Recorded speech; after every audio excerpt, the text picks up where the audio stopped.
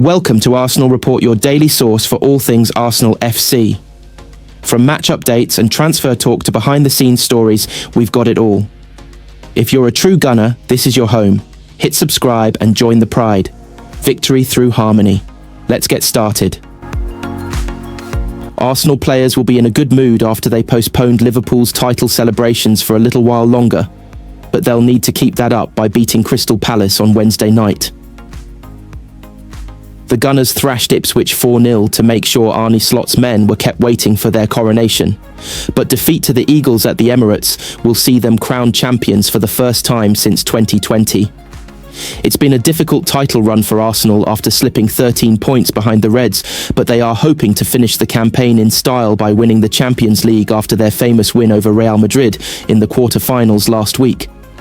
This week's game against Palace is their final league match before their crucial Champions League semi-final against Paris Saint-Germain on April 29th, and Arteta will be desperate to avoid any more fitness problems or setbacks before the game. Here, Mirror Football rounds up all the biggest Arsenal news and rumours ahead of their game against Palace.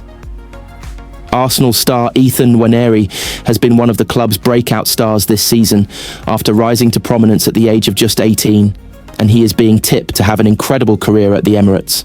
Nwaneri has played a key role for Arsenal and stepped up during a difficult time when the club was struggling with injuries. He was amongst the goals against Ipswich this weekend and now has a tally of 9 goals and 2 assists in all competitions. He's not the only teenager who has impressed after being given a chance in the first team this season. Miles Lewis-Skelly has also emerged to become the first-choice left-back in the team, and his incredible displays have seen him earn his England debut and become part of the team that beat Madrid across both legs. Of course, for 2 players so young, they will both need to be nurtured and given the right guidance, and Nwaneri has revealed that Declan Rice and Bukayo Saka have both been given them advice as their main mentors at the club. Declan and Bukayo, that's the 2 who are very close to us, he said. They help us out, they keep us grounded, they lift us up when we need it as well. They've been brilliant with us. It's mainly just personal stuff like how they dealt with things when they were first coming up and how they dealt with the pressure and maybe when they didn't play well or when they did do well and just managing that. Regardless of how this season ends, Arsenal will be desperate to add a new forward to their squad this season after an injury crisis saw Gabriel Jesus and Kai Havertz ruled out for the rest of the campaign. Arsenal's struggles to keep up with Liverpool have been down to their lack of goals, compared with the Reds, who have seen Mohamed Salah fire in 27 strikes. The Gunners have been linked with a number of names, including Ollie Watkins, Alexander Isak and Benjamin Sesko, but former Arsenal man Julio Baptista believes Arteta should consider snapping up Wolves star Matheus Cunha. The Brazilian has impressed at Molineux with 16 goals in all competitions, and while he signed a new deal in January, it is believed he has a release clause of around £62.5 million and has openly admitted he wants to leave this summer. People talk about Matheus Cunha, the Brazilian. He's done incredible stuff at Wolves, so maybe he's the player that Arsenal need, Baptista told footitalia.com. Arsenal need to take a look at him, I think. Cunha should definitely be on their shortlist. He has performed brilliantly in a team that has found life difficult at times this season. So you would think that at Arsenal he would score even more goals, given the chances that they create and the way they dominate most games. He would also be playing with better players. Declan Rice has revealed he was gifted a signed guitar from pop superstar Ed Sheeran after the Shape of You hitmaker congratulated him on his 2 sensational free kicks against Real Madrid earlier this month. The England midfielder showed off the gift on Instagram with a message that read, "Declan, you play this next time I see you, we'll have a sing-song. P.S. Killer free kicks." Sheeran sent Rice the guitar, despite the fact his Arsenal side beat the singer's beloved Ipswich on Sunday, but the pair have a friendship that dates back to Euro 2020. Captain Harry Kane invited Sheeran into the camp to perform with the midfielder as a punishment for being late to a meeting. "I was late for a meeting and they said, 'You've got to sing.' I said, 'No chance, I'm not singing, I'll do anything but sing.' They were all cracking up. Then they went quiet on it. Then Harry Kane organised for Ed to come in and see the lads and have a bit of a chill night, and he's gone, 'You've got to get up now and sing.' I thought, what, in front of everyone?" So we're sat outside on benches and Ed was just playing his guitar and I'm singing Wonderwall. Kids of fame Ethan Nwaneri and Miles Lewis-Skelly are being mentored by Arsenal's top guns Declan Rice and Bukayo Saka. At 18, the academy graduates could become Champions League winners next month. But it's no surprise to Nwaneri that they are driving the Gunners' young generation towards glory. The Quicksilver forward and England left-back Lewis-Skelly have forged a double act through the age groups at Arsenal, just as Rice and Mason Mount were once inseparable contemporaries as schoolboys at Chelsea. After scoring his 9th goal of the season in the 4-0 rout of doomed Ipswich, Nwaneri revealed, "This is what we've spoken about since we were young, breaking in the team together. We've just had our eyes on that vision and the fact that we've been able to do it. It's amazing. Declan and Bukayo, that's the two who are very close to us. They help us out. They keep us grounded. They lift us up when we need it as well. They've been brilliant with us. It's mainly just personal stuff like how they dealt with things when they were first coming up, and how they dealt with the pressure, and maybe when they didn't play well, or when they did do well, and just managing that.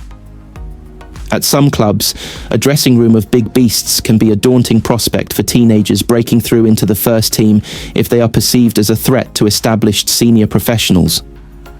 But Nwaneri and Lewis-Skelly have had no hang-ups since they were fast-tracked into the first team group at the Emirates. Nwaneri, who became the youngest Premier League player in history when he made his debut against Brentford aged just 15 years and 181 days back in 2022, said, "That's testament to the way that the players treat us. They treat us like we're men, ever since we first came in. They've treated us well, like we're part of the team. So that's just how we feel now." I wouldn't say I was nervous at first, but there was a different pressure that I was feeling, and I think I saw that was a good thing, that it shows I care, that I'm feeling these things. I was fine with all that sort of stuff. I'm not surprised because this is what I've envisioned in my head. This is what I always wanted to do. So, it's no surprise I've achieved it. Me and Miles, we talk every second of every day. We're always just talking about everything. We look back on the old times, we look into the future. It's everything. We've got loads of photos of us two from young, loads of pictures and videos of us together. We've been pushing each other since we were young. One person will start playing up a level. Then the next will start playing up. One person will start scoring. Then the next will start scoring. That's just how me and him work. It's not competitive, but we kind of raise each other's standards, and that's so good to have as a friend. It's been tough for me adapting to a new position on the right wing, but that's part of football. If the manager asks you to play somewhere else, you have to do it to the highest level. It's been up and down, but I've enjoyed the challenge, definitely. Naturally, I've always been a number 10. I've played as a number 10 my whole life, but I can play as a striker as well. Right wing is a new one for me, but now I've liked the challenge of a new position, and I can play anywhere the team needs me. It's been so crazy, but this is what the manager wants. He's had this vision in his head of us. He wants us to win everything, and he's bringing us to that level, and we're getting closer and closer every week. The Champions League semi-finals are set, and Arsenal are right at the heart of it. A historic opportunity awaits Mikel Arteta's side as they gear up to face PSG in a mouth-watering clash that pits two ambitious, wounded giants against each other. The Gunners head into this tie brimming with confidence after dismantling Real Madrid 5-1 on aggregate in the quarter-finals. But injuries and suspensions are already shaping the storyline, especially with Thomas Partey suspended for the first leg at the Emirates. Arteta is walking a tactical tightrope. With Partey out and Jorginho an injury doubt, a reshuffled midfield could see young Miles Lewis-Skelly step in. Add to that potential fitness issues for Ricardo Calafiori, and suddenly Arsenal's backline choices aren't so straightforward either. The return of Jurrien Timber offers hope, but his role and fitness remain a work in progress. Up front, the absence of Gabriel Jesus and Kai Havertz continues to sting. But Arteta's men have found answers. Mikel Merino, acting as a makeshift striker, has brought energy, while Bukayo Saka and Martinelli remain constant threats on the wings. David Raya has also become a standout figure, with his commanding performance against Real Madrid turning heads. But PSG aren't here to make up the numbers. Luis Enrique's team looks increasingly settled. League One is wrapped up, giving them the luxury of rest and preparation. Their midfield trio of Vitinha, Fabian Ruiz, and João Neves is dynamic, robust, and will test Declan Rice to the limit. Then there's the terrifying form of Ousmane Dembele, now reborn as a goal machine with 25 strikes this calendar year. Alongside him, the likes of Bradley Barcola, Kvaratskhelia, and Desire Doué make this PSG attack one of the most unpredictable and fluid in Europe. Even without Mbappe, they are stacked with firepower. While the present is thrilling, the future is demanding serious planning. The summer of 2026 looms with 7 players potentially leaving on a free if contracts aren't sorted. The good news? Arsenal are working hard behind the scenes. Top priorities: locking down wonder kids, Ethan Nwaneri and Miles Lewis-Skelly. Talks are already underway, and both players are keen to stay. Expect pay rises and long-term deals to reflect their growing importance. Leandro Trossard remains a valuable squad player. An extension is likely, though he's no longer seen as a starter. Takahiro Tomiyasu has struggled with injuries all season. A renewal seems unlikely unless he proves fitness. Alexander Zinchenko has seen minutes vanish due to Lewis-Skelly's emergence. If he wants regular football, a summer exit could be on the cards. Then come the loanies. Albert Sambi Lokonga has impressed at Sevilla, and the Spanish side may make the move permanent. Nuno Tavares continues to suffer injuries, this time breaking down in tears after a setback with Lazio in the Europa League. His Arsenal future looks bleak. Meanwhile, the exits of Partey, Jorginho and Kieran Tierney are almost certain.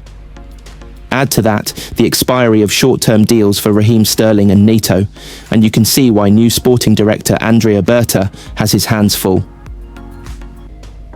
Before the Champions League drama resumes, it's back to domestic duty against Ipswich Town this weekend. Arsenal are all but guaranteed a top 4 finish, but maintaining momentum is key both for confidence and for commercial success. The Champions League brings not just prestige but financial muscle. That's something Arteta and Berta will want to fully capitalise on this summer. With 3 games between Arsenal and Champions League immortality, fans can dare to dream. But the groundwork off the pitch must match the ambition on it. Can Arsenal survive PSG's pressure and reach their first Champions League final in nearly 2 decades? And can they secure the future of their rising stars before summer chaos begins? Moving forward.